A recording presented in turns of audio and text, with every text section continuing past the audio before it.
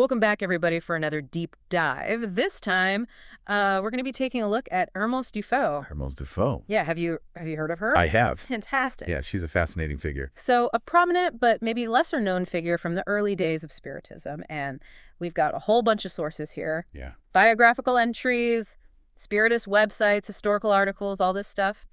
And we're going to try to piece together a portrait of this intriguing woman. And we're not just going to talk about the what of her life, but really get into the why she's significant and what we can learn from her experiences. Yeah, and that's what I think is so fascinating about her. Yeah. Is that despite all of her contributions, she's not as well known as some of the other key players of the time, like Allan Kardec. Exactly. Yeah. Yeah. So let's set the stage. Ermance was born in 1839 in Cambrai, France. So a seemingly ordinary upbringing in the heart of France. Yeah. A world away from the spiritual revolution brewing across the ocean in America. Right, and that's where things take a turn. Because around the age of 12, young Ermance started exhibiting these extraordinary mediumistic abilities. Really? Yeah, we're talking about experiencing crises of absence Oh, wow. and transmitting messages attributed to the dead. Wow. So you can just imagine what the reaction was in a small French town in the mid-1800s. It must have been pretty shocking, especially considering that spiritualism was just starting to gain traction, Right? and mediumship was often met with fear and skepticism. Yeah, and particularly coming from a young woman. Especially from a young woman, yeah. It's like something out of a Gothic novel. Totally, yeah. It's Yeah, like some this sort of mysterious force. Mysterious force. Yeah. Yeah, and her early experiences really highlight these clashing perspectives surrounding mediumship at the time. Yeah. You had science versus religion skepticism versus belief. And this played out in a very real way in Ermance's life. Yeah. Her own father took her to see a Dr. Clever de Meldigny, who controversially diagnosed her with mediumship as a contagious mental illness. Whoa, wait a minute. Yes. A contagious mental illness. A contagious mental They illness. thought it was contagious. They attributed its origins to America. Oh, so it was coming over from America? Yes, as if spiritualism was some kind of infectious disease At a slag. spreading across the Atlantic. Wow, that's wild. It sounds wild now, Yeah. but this goes to show how much fear and misunderstanding Yeah. surrounded these phenomena back then. Absolutely. And then you have this incredible encounter with the Marquis de Mireville, Oh, yes. a magnetist and devout Catholic. He tests Ermance's abilities, and his conclusion, they're the work of Satan. There it is again, that clash between science and religion, skepticism and belief. It's a recurring theme in her story Yeah. and really underscores the challenges that she faced, Wow. especially as a young woman in that era. And it's really a testament to her courage that she persisted in the face of these obstacles. She did. And persist she did, because in 1853, at just 14 years old, she publishes her first significant work. Wow, 14. Confessions de Louis XI, Histoire de sa vie dictée par lui-même. Okay. A posthumous autobiography of King Louis VII, allegedly dictated by his spirit. Talk about a debut. Yeah. But it wasn't without controversy. I Yeah. mean, the government of Napoleon III actually censored the book. Now, why censor it? It wasn't just the spirit communication aspect, was it? You're right. It seems like the content itself was considered subversive. Oh. From what we can gather, these alleged confessions of Louis VII delved into some unsavory aspects of his reign, Oh. potentially revealing secrets that threatened the image of the monarchy. Got it. So it wasn't just a spiritual curiosity, it was a political hot potato. Yeah. Yeah. So not only is she navigating the uncharted waters of spirit communication, but also wading into the murky depths of political intrigue. Exactly. So her name starts making waves. Exactly. And she wasn't done yet. Just 2 years later, in 1855, she published another historical account, this time supposedly dictated by Joan of Arc herself. Histoire de Jeanne d'Arc, dictée par elle-même. Joan of Arc. Joan of Arc speaking through a young medium. I bet they captured the public's imagination, Yeah, even those who weren't necessarily interested in Spiritism. absolutely. And Yeah.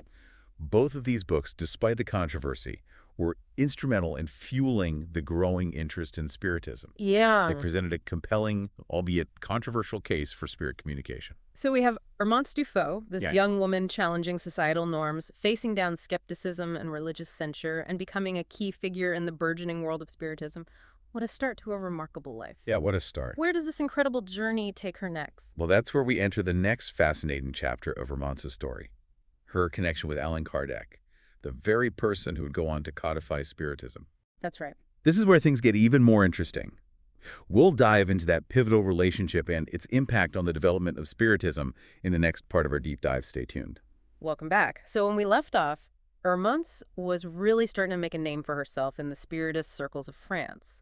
But her story takes an even more fascinating turn when she crosses paths with Allan Kardec, the man who would go on to codify Spiritism. Yeah, so how did this meeting of the minds come about? Did they just bump into each other at a Parisian cafe? Not quite that casual. It seems that they met sometime around 1857, likely facilitated by a mutual connection, Madame Plain-Maison, Okay. who was well connected in the burgeoning Spiritist community. Oh, so a little bit of spiritual networking. A little bit, yeah. And what happened when Ermance and Kardec finally met? Was Yeah. it an instant connection or a clash of personalities or somewhere in between? Well, from the historical accounts, it seems that their meeting was quite impactful. Ermance quickly became a key medium in Kardec's early Spiritist circles, and her abilities and the messages that she conveyed through her mediumship directly contributed to the development of Spiritist doctrine. So we're talking about somebody who wasn't just a passive observer of this movement. Right. She was actively shaping the very foundations of Spiritism. Exactly. And one of the most intriguing aspects of this collaboration is the role of a particular spirit guide, St. Louis. Okay. Yeah. He was said to communicate through Ermance and acted as a spiritual supervisor, if you will, for Kardec's work. Wait a minute. We have a spirit king guiding the codification of Spiritism. That's a plot twist I did not see coming. It does add a certain mystique to the story, doesn't it? It does, yeah. It sounds like something out of like a Dan Brown novel or something. It does, but for those who are familiar with Spiritism, the concept of spirit guides playing active roles in human affairs isn't so outlandish. Right. What's unique here is the historical significance. So what are we to make of this St. Louis figure? Was he a genuine spiritual entity, a figment of Ermance's imagination, or maybe like a symbolic representation of something else entirely? That's the million-dollar question, isn't it? Yeah. And it's one that continues to be debated even today. Yeah. Some see St. Louis as a true spiritual guide offering wisdom and direction. Yeah. Others view him as a product of the cultural and religious context of the time. Right. Ultimately, I think it comes down to individual interpretation and belief. Yeah, and it's amazing to think that something conveyed through a young medium in 19th century France could still be sparking discussion and debate today. It's It true. really speaks to the enduring power of these ideas and these experiences. It does. And, Yeah. we've already talked about her groundbreaking books, but her involvement went even further. Remember, she played a role in the founding of the Paris Society for Spiritist Studies, or the SPE, Okay. as it's known in 1858. Okay. This was one of the first formal organizations dedicated to the study and dissemination of Spiritist ideas. So she's not just channeling spirits, she's helping to build a community, a movement. A movement, yes. Talk about a legacy. It's quite a remarkable legacy, especially when you consider the challenges that she faced Yeah. and the relatively short period of time in which she was actively involved in the Spiritist movement. Wait, what do you mean short period? She continued to work with Kardec and the Spear, right? Well, that's where we hit another intriguing twist in Ermance's story. Yeah. Because after 1859, her name just vanishes from the records of the SPE and Spiritist publications. It's like she stepped off the stage in the middle of the play. What happened? Did she have a falling out with Kardec? Did she move away? The exact reasons remain a mystery. Historians have offered a number of theories. Some believe that she may have gotten married and, given the social norms of the time, transitioned to a more private life.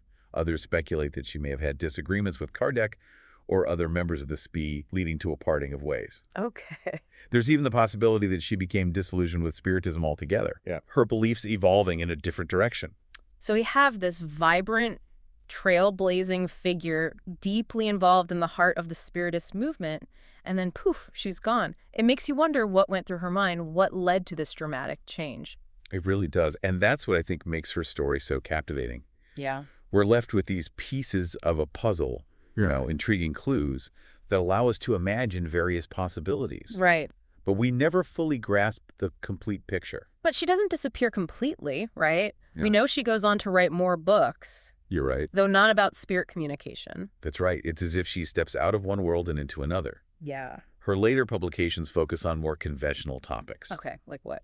Etiquette, childcare, even embroidery. Really? Embroidered. Embroidery, quite a departure from channeling spirit kings in Joan of Arc, wouldn't you say? It certainly is. So, what can we glean from this shift in her writing? Was this a complete rejection of her spiritist past, or was she expressing herself in some new ways? It's a question worth pondering. Perhaps she found a different kind of fulfillment in sharing this practical knowledge and skills. Okay. Or maybe it was a way to distance herself from the controversies that had surrounded her earlier work. Right. It's even possible that her understanding of the spiritual evolves, Yeah. and she was finding expression in these seemingly mundane topics. Hmm. After all, even the everyday can hold profound meaning if we look closely enough. That's a beautiful way to put it. It reminds us that life is full of unexpected twists and turns. It is. We might start on one path convinced that it's our destiny, only to find ourselves venturing down another equally fulfilling route. Absolutely. And who's to say that these seemingly disparate paths aren't connected in some way? Yeah. Perhaps Ermance's later work, though not explicitly about Spiritism, was still informed by her spiritual understanding. Right. Her insights into the human condition woven into the fabric of everyday life. It's like she was taking the wisdom gleaned from the spiritual realm and applying it to the practical realities of human existence. It's an interesting thought. Yeah, it's fascinating. And amidst these more conventional publications, there's a curious outlier. The anonymous publication in 1860 of a book titled Les Maronites et la France. It's a detailed look at the Maronites, a Christian group in Lebanon. Okay. And later on, it's attributed to Ermance. Why publish anonymously? Especially after making such a splash with her earlier works. Was she trying to avoid the spotlight, or was there another reason? We can only speculate perhaps she wanted to separate this work from her Spiritist past, or protect her privacy as she navigated this new phase of her life, whatever the reason.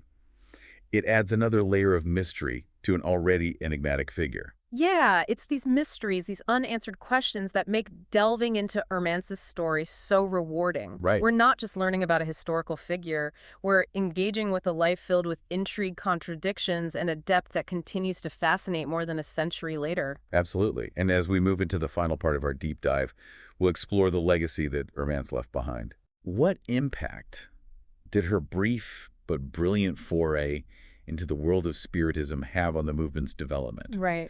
And how should we remember her in the grand narrative of spiritual history? Yeah. Stay with us.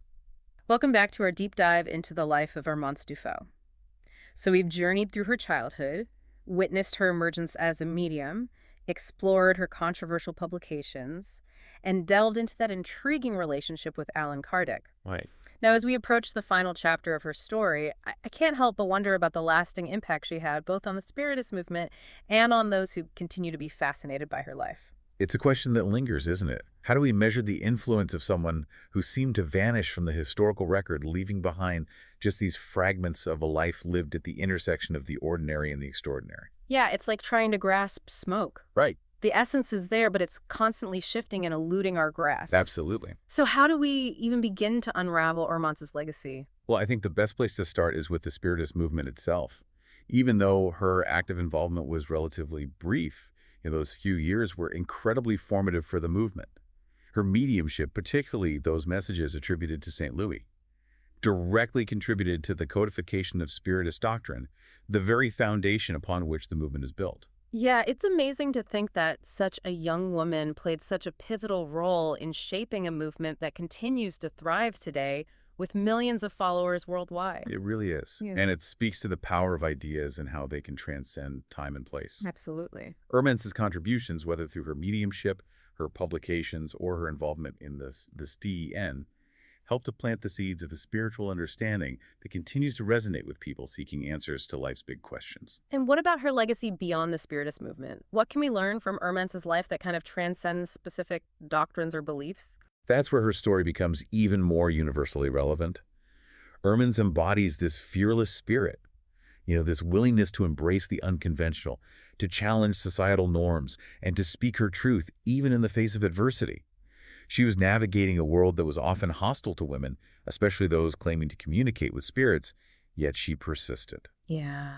Leaving behind this legacy of courage and conviction. It's incredibly inspiring. It is. In a world that often tries to fit us into these neat little boxes. Right. Ermance reminds us that it's okay to be different, to embrace our unique gifts, and to share them with the world, even when it's not easy. Exactly. Her story is a reminder that we all have something to offer.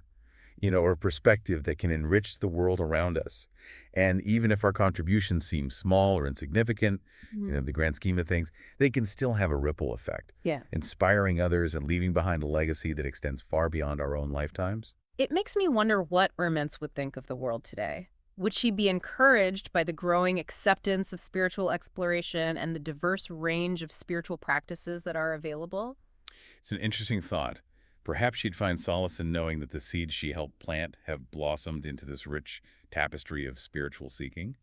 Or maybe she would caution against dogmatism and rigidity, urging us to approach spirituality with an open mind and a compassionate heart. It's fascinating to imagine her perspective looking back on the movement she helped shape and witnessing its evolution over the past century and a half. It is, and it's a testament to her enduring legacy that we're still engaging with these questions, still finding relevance and inspiration in her life. Even though she seemingly stepped back from the world of Spiritism, embracing that more conventional path in her later years, her impact on the movement remains undeniable. And her later writings, though, focused on these everyday topics like etiquette and childcare, Right. could be seen as an extension of her spiritual journey, a way of integrating those spiritual principles into the practical aspects of life. Exactly. Yeah. It suggests this holistic approach to life, recognizing that the spiritual and the mundane are not separate spheres, but rather these interconnected threads in the fabric of human experience. So as we wrap up our deep dive into the life of Ermance Dufaux, what are some of the key takeaways that we can carry with us?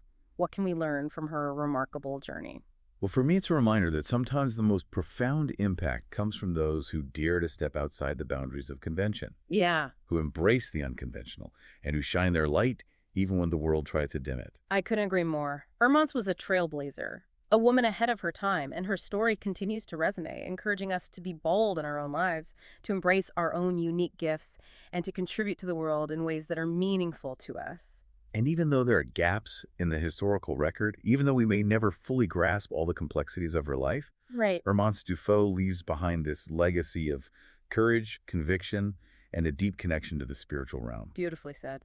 And who knows, maybe somewhere out there in a forgotten archive or a dusty attic. Right.